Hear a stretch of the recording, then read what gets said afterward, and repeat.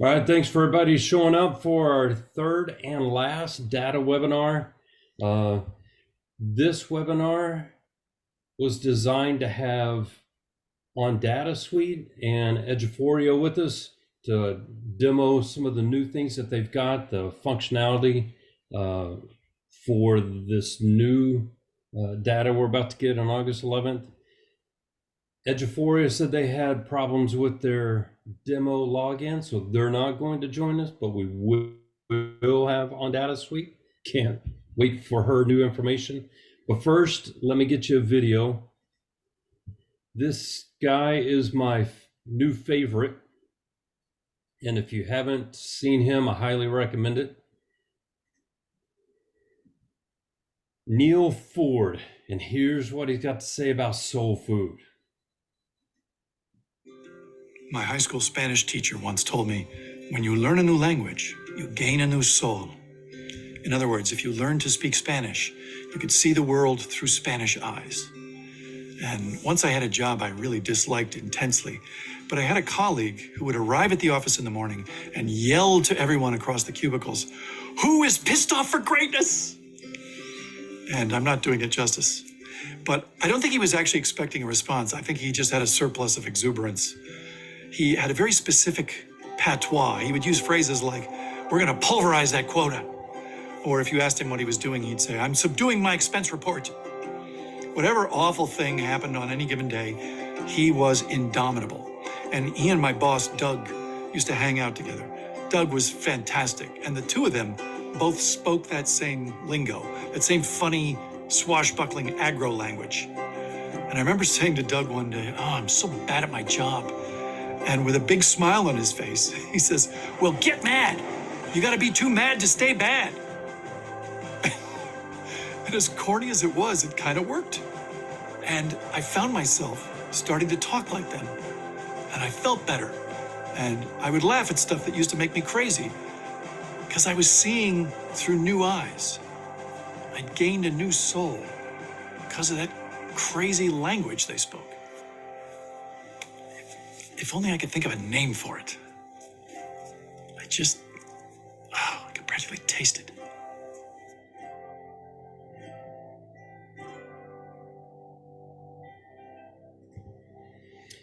Anyway, love that guy.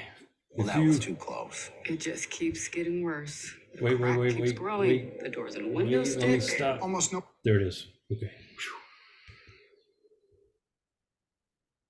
All right. Neil Ford, highly recommend. Half of his videos are going to make you cry. Half of them are going to make you laugh. But they all make you think. And, you know, we're coming into some data here in a couple of weeks that everybody's going to start freaking out, going to start getting emotional. Some hopefully will be great, a good, positive emotion, but I fear that we're, as principals, as campus leaders, we're gonna set a path of, okay, we're gonna get this plane off the landing strip and up flying like we typically do, and head that way. But then the scores are going to come in and screw everything up. So I want you to think about, what language do you need to be using with your staff and with you? You know, if you're like me, caught up in your head almost all of the time, because that's the job when you're in charge of so many people, and so many people are counting on you to either set a negative, you're going to affect them either positively or negatively. That's just the job. And I hope you'll think about all the self-talk you're giving yourself. So up until now, we've talked about systems. I want to reinforce that you have a plan in place. So when you get this data, you've got somebody, if it's not you, it's somebody looking for what's going right. And why is it going right? And how are we going to protect that so it keeps going right? If you don't have that in your plan, jot a note, work it out, because you got to start there. And then what needs our attention and what's the plan. Now, many of you have central office that are going to turn around and give you a data assignment, data coaching, and you're going to have to answer all those questions and possibly come in front of the instructional division and have some answers. What I learned throughout my career is that high level 30,000 foot data that we talked about in webinar 1 is not going to give you answers to those questions. You've got to dig deeper to create the plans. You've got to dig deeper to make those instructional adjustments, because just saying we're going to get better at reading, or we're going to up our reading scores by 4% or whatever, to me, that's complete crap. It's no, in this class, what are we going to do? At this grade level, what are we going to do? And what are we going to do throughout the whole year? So when you can answer all of those questions, then you've dug down into your data. But if you've got the overall 4% here, 3% there, we're going to increase attendance by 2%. To me, that's not digging into your data enough to lead the campus in the direction you want it to go. You got to get deeper. And if you get that data in, you don't know what to do with it, call me, call anybody on my team. We love talking about that stuff. No charge, just conversation. We say we don't charge for conversation, we charge for services. So just call us. We love that stuff. They sent me a meme the other day. It says, John eats data for breakfast. I'll own that. I'll own it. That's no problem. So if you need us, find us. I know life is about to start for everybody. I'll be at Northeast Leadership tomorrow. Leisha and I will be at Northeast Leadership. So come by and see us. We've got snacks, like a wall of snacks right there. We've got some cool highlighter. My new highlighters came in. That's right. Come on by. Anyway, okay.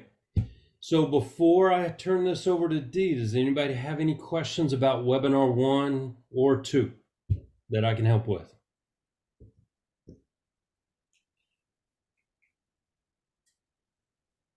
Going once, twice. Okay, so, oh, Dee, I need to share a screen with you. Or I need to make you a I can co-host. share I think I can share my screen. I think I'm good. Okay. But before I do, I did turn on my video for half a second so I can see you. And I was just curious looking at everybody, and you can put it in the chat or just wave at me. How many have ODS or OnDataSuite in their school district? Cool, cool. Anybody that doesn't? Okay. All right, so just a little bit about me before I start staring at my screen. I have 30 years in education. I worked in Goliad for the last 20. I've been the director of everything. You name it, I've probably done it. Been a counselor, principal, all of the above. And like John, I am a data nerd, and sometimes I get a little bit excited and go fast. So slow me down, ask questions. I know John can help me monitor what you might need. And I'm excited. And just to reiterate, I love to help. Wearing all those hats, sometimes I come into OnDataSuite and cry because I spent months building a report that's a click of a button in here. So hopefully we can help you with that as well. I'm going to turn off my video so that, you see that I'm real. I'm not AI. And I'm going to turn off that video so I can share my screen.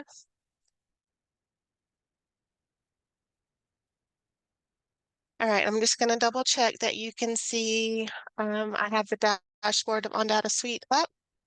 Everybody's good? Good. Yep. All right, so we have a lot of data, and I know that users know that we collect. So I just went to the file center just for a second. I wanted to remind everybody all the data we collect in our warehouse.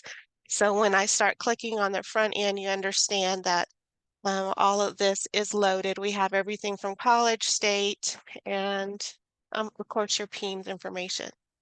Since we're talking about assessment and accountability, that's the two tabs up here, assessment and accountability is where most of our assessment and data that is coming in from the state that we will talk about today. So I have the accountability tab and I have the assessment tab. And the assessment tab works a little bit different. I have to click into the like end of course to get into a familiar area. I'm going to go back to accountability for a second. I know you were all hoping that I would say, oh, look, we have A through F for 2023. It's not quite ready. It will be out this week. And in saying that it will be out this week, remember TEA is releasing files or Cambium's releasing files on a schedule. We have that schedule. So EOCs, we have performance indicators so we can start predicting. So if I opened A through F just for a second, you see the last year's log. This should be your go-to when you start looking at our update log for 2023. We do have one started. Like I said, I'm expecting tomorrow or the next day that this will be pushed out with all of those domains. And this will tell you which files to double check that you have and where we are on as TEA releases files so that you don't have to be constantly asking, it will just be there. But in saying that, I want to make sure that you understand, even if it's last year's data, that what we have in our A through F system when that piece finally does push out, we have each domain. And you can see I have open and closed folders. And so here's domain one. And I tend to always go to the detail in each folder and I skip the summary. But if I go to detail, it will be a predictor. And take it as that. I always say take it as that because nothing's real till TEA says it's real.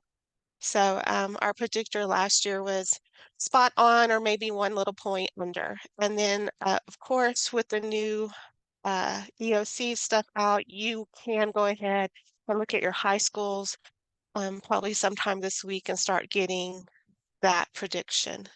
So here is our numbers for this example for domain one from last year. And every time you see a blue number, again, that hyperlinks to a list of students so that you can work with that list of students. Okay, I'm going to go back to accountability. I clicked on 15,000 students. That would probably take a minute or two to load. I'm going to open closing the gaps because this is the one that has changed the most. Okay, and I'm going to open the detail here because in my head, I've already seen what this is going to look like. So right in here, we have that super group I think John mentioned in his description, and I think TA calls it the high focus group. So I'm saying those two words interchangeably. If I'm wrong, someone can let me know.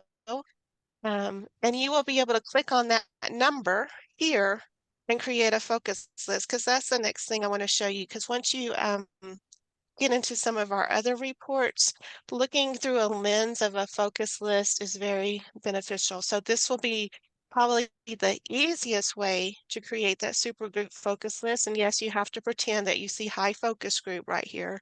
It will be there, like I said this week. But if you didn't want to wait, you can go to your dashboard and I can create a focus list of any group of students that I want to off of the dashboard.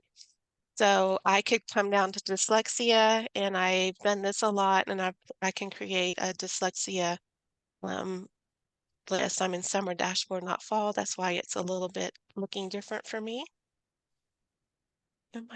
Click over there, please. There we go. So I can create that focus list just by clicking on it.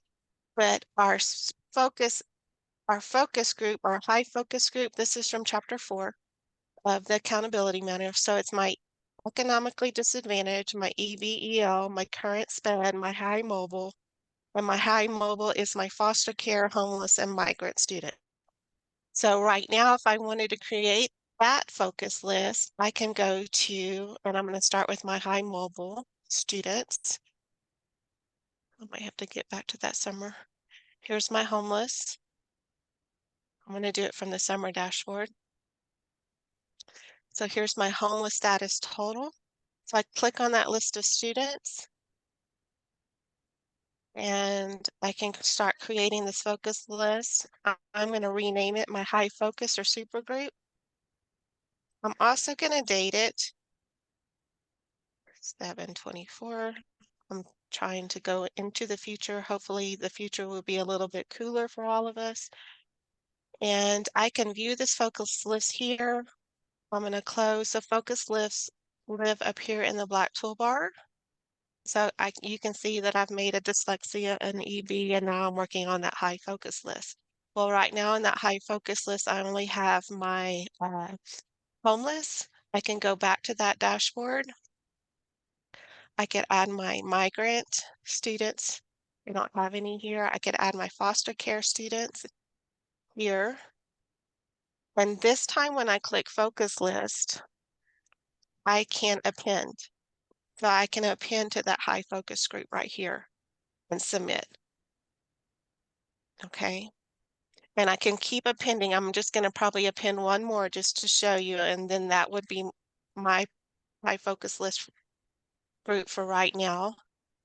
Going back to that dashboard, I might want my economic disadvantage. So here they are. Here's my total, 4,036. I lost my mouse for just a second. Sorry about that.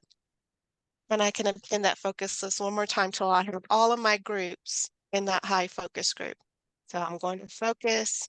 I'm going to append to that high focus. Okay. Why did I do all of this? Why do I want a focus list? Because almost every report in OnDataSuite lets you look through that lens, which is so cool because what if I'm going to assessment, for example, so that's what we'll do. I'm going to open end of course. I'm going to close all my folders real quick. I've been practicing this morning. So here's all my folders for EOC. If I'm a 3 through 8 person, instead of an EOC person, they look the same. Same folders. There's a few more things that EOC has because there's a few more requirements like House Bill 4545. I mean, not that. I meant accelerated testers. Everybody has House Bill 4545, which is going to change into, what is it, 1416 in the future. So I'm going to get back to end of course. I'm going to open student detail and longitudinal summary. Let's see, I can do student SE breakdown. Looking for my by subject is where my analysis report is going to be. So I can click on any of these assessment reports and start looking at my data through a lens. If you've uploaded your EOC, a lot of these reports are available, even though our A through F part is not. You can go look at your EOC reports right now. A few of them, and I believe analysis is one, we wait on TEA to release, what TEKs go with what question, and we have to wait on TEA. That's just kind of the name of the game. Right now, my demo data doesn't like that report. So I will just do, let's see if I can do SE breakdown. Hopefully it's processing. Usually it tells me.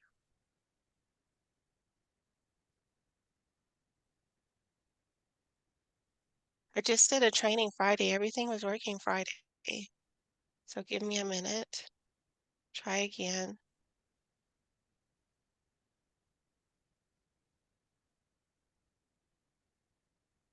Let's just do a simple.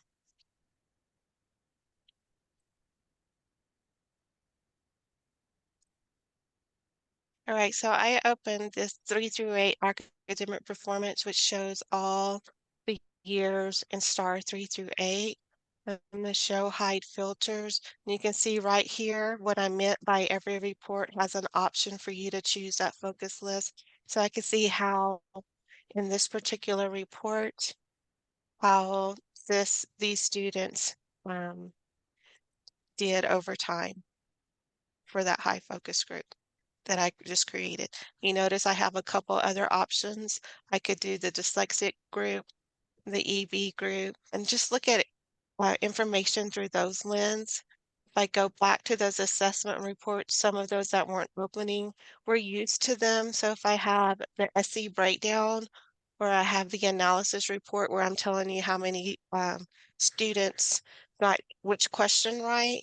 Seeing it through the lens of dyslexia or through EB or through your high focus, you can say, hey, they really didn't understand this question because it's really not in their language. So it just gives you that extra little digging down into that data and understanding, um, maybe when I do interventions with this group, this is what they need instead.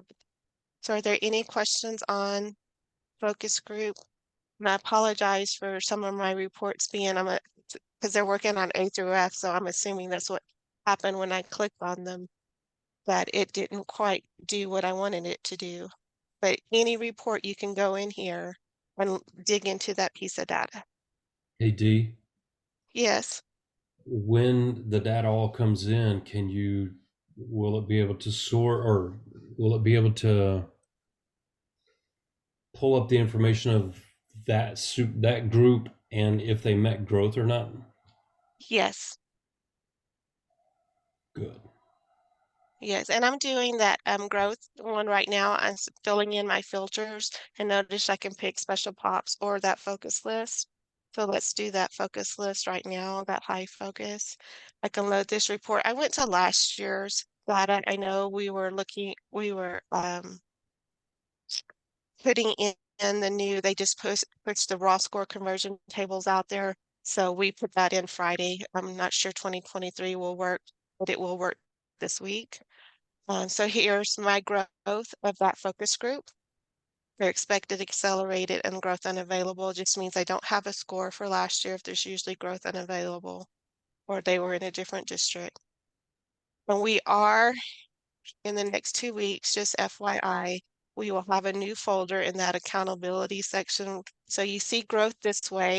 I'm going to go to on target in a minute for you to look at growth a different way, but Leap Forward has partnered too and has their reports in here as well. Okay. And every report, so I've just clicked on a few, there's a bunch. If you go to report info, it tells you about that report, tells you what those numbers actually mean so that you don't have to like constantly be asking, you can go look. So if you need help digging into that data, you can actually go look and see what that report does. If there's some other report that we don't have, you can always ask. We tend to honor most requests. Okay. So are there any questions on STAR end of course or our STAR 3 through 8 data here? Okay. I'm going to switch to on target. I don't know if you've ever hit the caret on the left-hand side, but on the left-hand side, we have a new piece and it still says beta, but we've had it out there a while. This is from our statistician, Dr. Cooper, and it's kind of teacher incentive allotment in mind, but it can be used for so many different things as well. So if I analyze local assessments, if you upload your common assessments, you give a common assessment in your district, it will compare it to STAR. And I will go into my demo data. So in my demo data, we've uploaded all of these common assessments and we are showing that overall my district test has the alpha score 0.7. If you want to know more about statistics, go to the training and listen to Dr. Cooper. I'm just going to kind of go over how to use it. And that just means my tests are easier than the state's. So if you're ever wondering why you're passing a class and not the STAR, this could be why. I could be looking at specific common assessments, which I'm going to do right now. It kind of looks at the questions. So we can dig deep if you have instructional coaches in your district, dig deep into the data, talk about those questions, just like they're a STAR field test question. Go talk about, is it one of these that made that question bad? Just have those conversations. When you have those conversations, of course, that teaches your teachers to when they're designing the test next time to have those thoughts in mind and they design a better test. But again, you can go back and upload into here and see again how it compares to STAR. It's all based on that technical digest in on target. Okay. And you're getting a quick overview. If you want deeper, like I said, suggest you go to training. The growth piece, I'm a big growth mindset person, and then like Mr. Hinds said that, you know, we all have a positive uh, impact on the teachers, or our attitude impacts these teachers. And this is one of those things where, you know, if you're showing growth for all your students, maybe your STAR scores weren't quite there, but all your students are growing. And I've had a lot of growth training, wink and different stuff. That's a good thing because eventually they're going to get there. And so I'm looking at, this is my last name, first name. This is my teacher and growth of students. I can dig deep into that teacher and see that, yes, look at how many students are growing. If you show your statistics, I like the graphs better. And if they're not growing, you know, you have to be careful because we just need to change something. If we're doing the same old thing, you've heard that, if we're doing the same old thing, we're going to get the same old results. But if they're growing, how can we make them keep growing? Okay. So this is a different way to kind of look at growth from that teacher angle, and again, thinking teacher incentive allotment. I'm going to go to the right-hand side just for a second. I like this next piece. I can do a 2-year comparison or a subject-to-subject comparison. So Goliad was a small school district, and I'm going to start with subject-to-subject to give you to finish my example. So my teachers would actually fight over their intervention kids when I was the principal at the intermediate school. And I'm going to look at reading to math 2022. And so I get this nice little graphic right here. And if you read each one, I have above average reading and average math.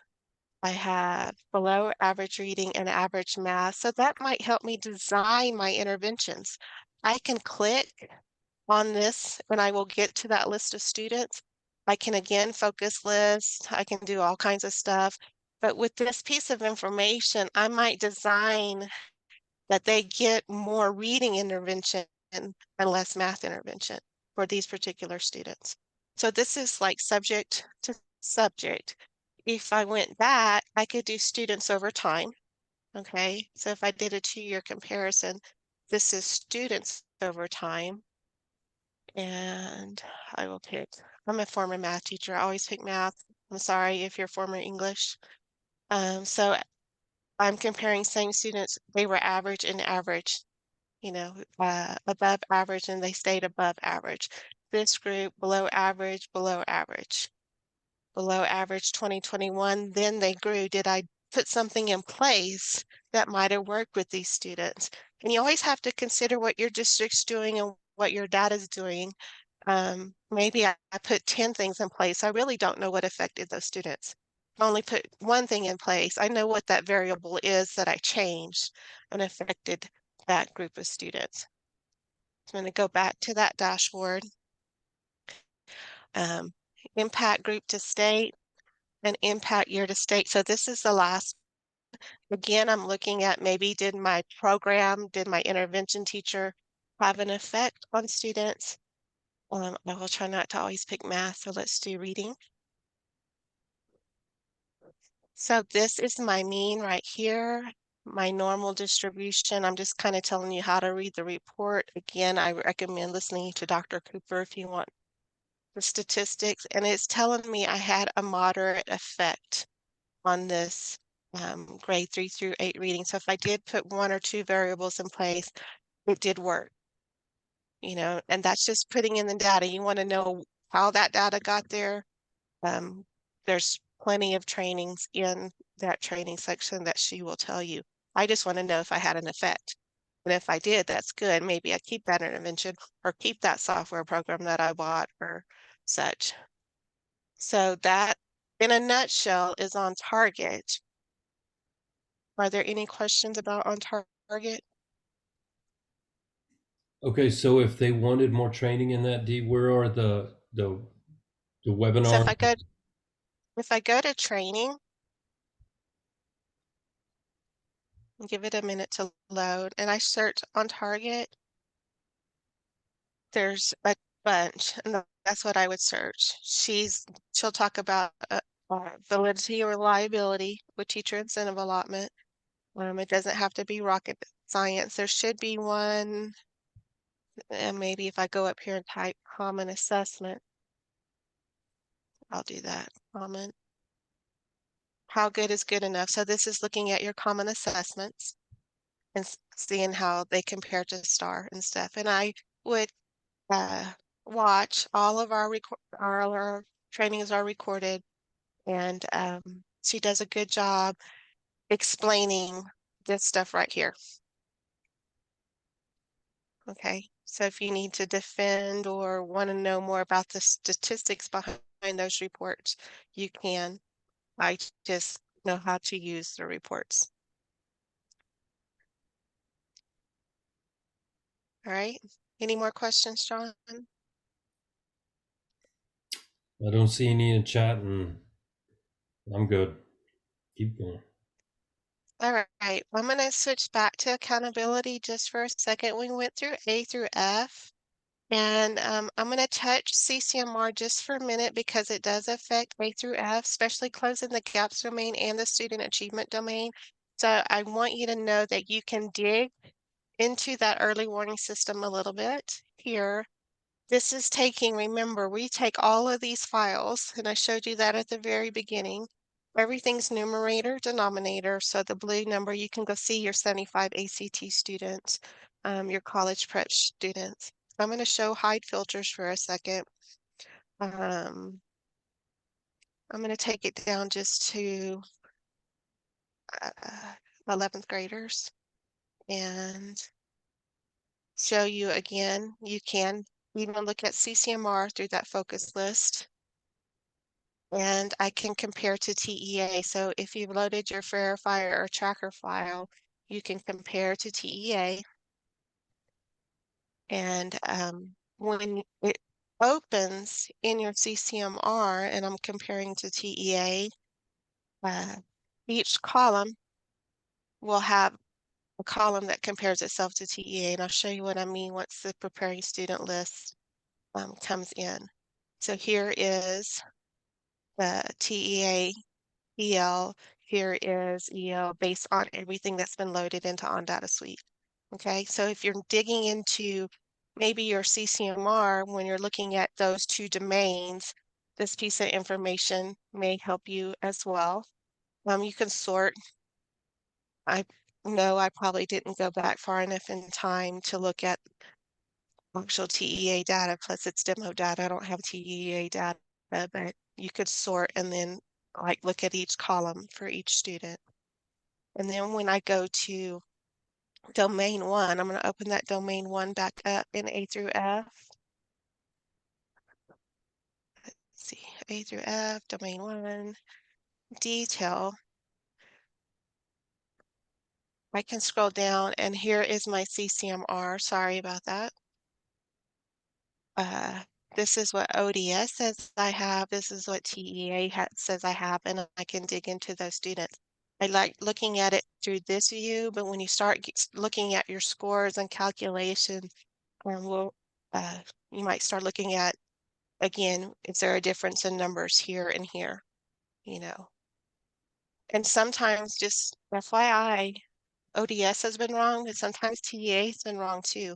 So I thought that was very interesting my first year with A through F and OnDataSuite. A through F as well. It has CCMR and domain 3, and I believe this may just be graduates. It may just be domain 1, but that information lives here as well so that you can go look at that piece. So we take into all the calculations when looking at your CCMR. Okay. The last little piece I'm going to show them, John, is a student profile, because maybe I want to dig into a student deeply because I think something's wrong, for example, or I want to look at how they did on their assessment last year. So anytime you're on a list of students, you can click to that student profile or you can search. I'm just going to click. I just clicked on, I just got to a list. I can get to a list 100 different ways. But you would know names in your district, and I don't know names in my demo district. But I have all of this information on this student in this one spot. So let's go to assessment. If I've loaded all their STAR scores into OnDataSuite, and I just start scrolling just to show you, look at all my historical. I can start digging into that one student just from that student profile. And as an ex-principal counselor and person, RTI person, and all the hats that I wore, having all of this information in one spot, all the meetings that I sit in, you know, House Bill 4545, whatever they're changing that to, RTIs, ARDs, all that information is right here. I know if they're accelerated tester. I know their CCMR. I know their SAT. All of that student information is right here as well. So I think that is very powerful. Okay. All right, John, that is kind of what I have. Okay, do me a favor and get Okay. back out to your dashboard and then get to this point again. Just let me see it one more time. So I'm going back to an original dashboard. I'm going to do fall dashboard, and let's say I'm looking at a senior. I'm going to go look at a senior. I got to a list of students. There's more than one way to get to a list of students, and I can click on their SID, and that takes me to the student profile. If I knew the name, I'm going to open that in a new tab. I can search for that student by name and get to that same student profile. And get to, so I went to assessment information. Okay.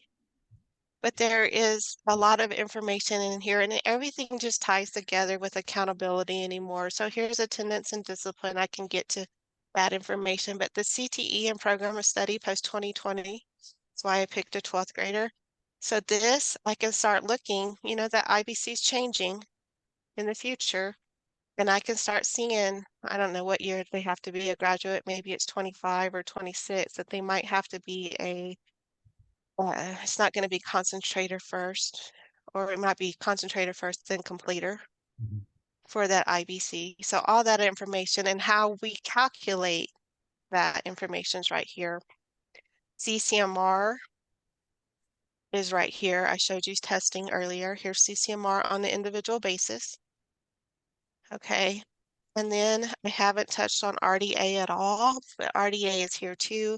For this particular student, is telling me how many times this student is hitting me for RDA. And sometimes I mean, all students need to grow all of that, but sometimes it's bang for buck. You know, if he's hitting a bunch of indicators, might need to really get him, if he's close to passing, you know, so. Any more questions? I'm sufficiently overwhelmed. Yeah, I kind of do that because we have so much data. Just know that we're here to support and help. And I love data, and I'm an ex-DTC, and I'm an ex a lot of things. If you just need someone to talk it out with, I know John said call him. John and I can work together, whatever you need, because I think he's the same as I. We want to make your job easier because you have to do so much, and the state always is asking more and more and more. Dee, can you put your email in the chat box, please? I can, if I can find it. Can I stop sharing my screen? Yes. Great job. Okay. Thank you. Stop sharing chat.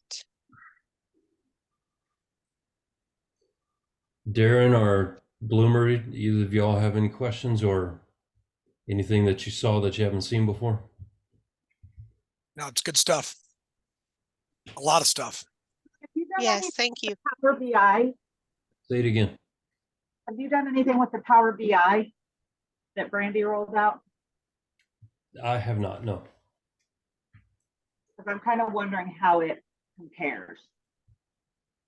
When is that training next week, Darren? When is that? I saw that email. Yeah, it's next week, but it's very short. I had her come and create a digital data wall for me, and she gave us a pretty good overview then, and I pulled a lot. We haven't been told we're going to have to do a required data presentation, because it's all there. But I kind of started working on one last week and was able to pull a lot of great stuff from that. Good. All right, so Dee put her email in chat. If you haven't pulled that, written it down on a hot pink post-it, please do. All right, last call. Anybody else have comments or questions or need anything that we can help you with?